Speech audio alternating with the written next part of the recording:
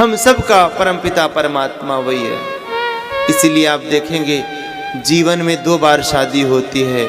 एक बार लड़की विदा होकर के पिता के यहाँ से पति के यहाँ पहुँचती है, 4 डोली वाले लगते हैं, 4 कंधे वाले लगते हैं, लाल साड़ी उड़ाई जाती है, लाल चुन्नी उड़ाई जाती है, श्रृंगार किया जाता है, सुहागन की तरह विदा किया जाता है।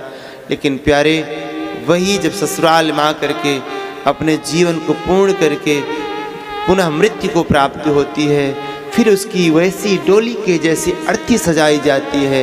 4 कंधे वाले लगते हैं, 4 उठाने वाले लगते हैं, लाल साड़ी पहनाई जाती है, श्रृंगार किया जाता है। जिस प्रकार से विवाह में लोग रोते हैं, उसी प्रकार विदाई में भी रोते हैं। कारण जब यहाँ विवाह हुआ संसार में, तो इस संसारिक पति के साथ विवाह हुआ, लेकिन जब अंत में वो डोली उठती है, वो जो समझो विवाह की ही डोली है, वो सीधे वो आत्मा परम परमात्मा में विलीन होने के लिए जाती है।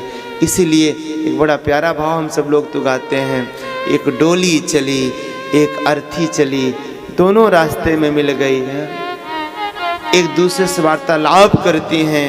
4 तुझ में लगे 4 मुझ में लगे, फूल तुझ पे चढ़े फूल मुझ पे चढ़े, बस अंतर यही, तू पिया को चले मैं पिया से चली, मैं उस परम पिता परमात्मा के पास जा रहा। कहने का भाव हम सबका लक्ष्य वही है, सबको वही जाना है, सबको वही जाना है। तो इस संसार में आके काहे उस परम पिता को भुला दिया रे पगले, तूने उसको ही भुला दिया। अरे जिसे नहीं भूलना था उसे भुला दिया, जो नहीं करना था तूने जीवन भर वो सारे काम किए, सब नश्वर है वो सब तूने काम किए, लेकिन जो करना था उसको ही नहीं किया। भगवान का भजन करना था तूने उसे ही भूल दिया, उसे ही भुला दिया। नहीं नहीं प्यारे, ये कथा ये भागवत हम सबको ये संदेश देती है, ये शिक्षा देती है। हम सब गोपियों जैसी साधारण सी आत्मा हैं, और जो आत्मा परमात्मा को ना खोजे भैया उस आत्मा का कोई महत्व नहीं।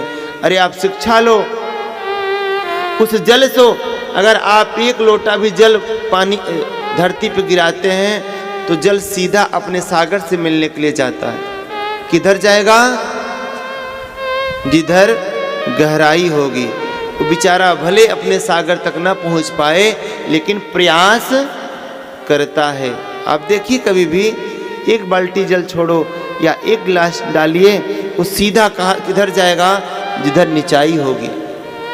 अग्नि उसको जलाओ, आप उसको कितना भी रोकने का प्रयास करो, लेकिन अग्नि अपने आकाश अपने प्रियतम से मिलने के लिए लालायित होती है। अग्नि जल रही हो, आप उस पर लकड़ी रखो तो बगल से निकल के ऊपर की तरफ निकलती है। क्यों? क्योंकि उसको अपना लक्ष्य मालूम है कि मेरा यही टारगेट है, मुझे अपने प्रियतम से मिलना है। जल को मालूम है मुझे अपने प्रियतम से मिलना है, सारी नदियों को मालूम है मुझे अपने प्रियतम सागर से मिलना है। हम सभी भूल गए? नहीं नहीं प्यारे, हम सबका लक्ष्य वही परमपिता परमात्मा है। सत्यम परम धीमहि।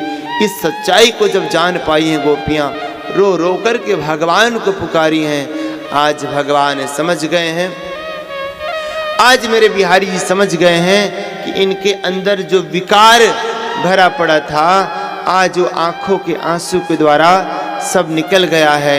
अतः अब मेरे प्रभु अकेले नहीं बल्कि जितनी गोपियां हैं उतने रूप धारण करके मेरे बाके बिहारी प्रकट हो गए हैं।